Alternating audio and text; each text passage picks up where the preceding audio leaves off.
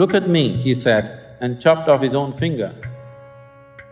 And ash came out of his body, and every pore in his body started oozing this ash, displaying that Shiva, a yogi, a true yogi, constantly lives death as he lives life.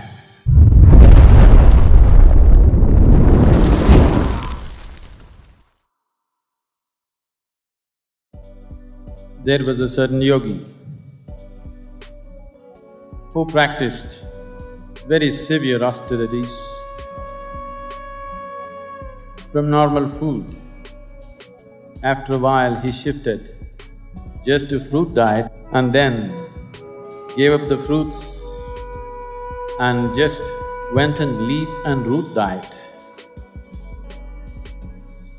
and lived a very pious life. On a certain day, when he was cutting grass in the forest to make a thatch or to make a roof for his little hut in which he lived, accidentally he chopped off his own finger. When he chopped off his finger, to his amazement, he saw, instead of blood coming out of his severed finger, the sap of a plant or a flower was coming out of his finger. Then he felt very satisfied that his austerities, his sadhana has made him so pure that instead of bleeding, he is oozing the sap of a plant. It brought him much pride,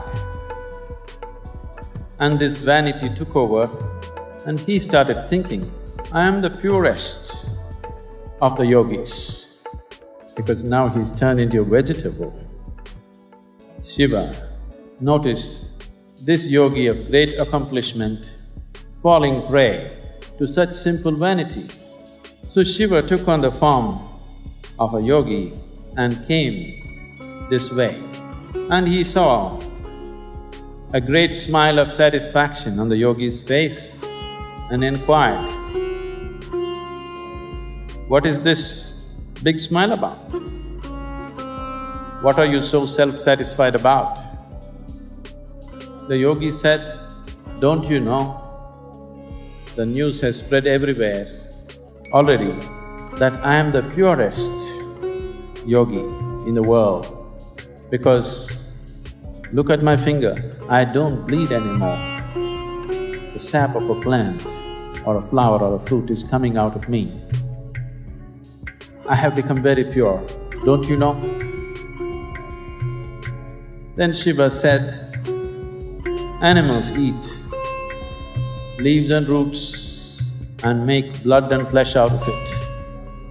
All of it, when it is burnt, turns into ashes. So there is nothing to be very proud of oozing plant sap. That which was a plant becomes an animal. That which is a man or an animal or a plant ultimately becomes ash. Look at me," he said, and chopped off his own finger.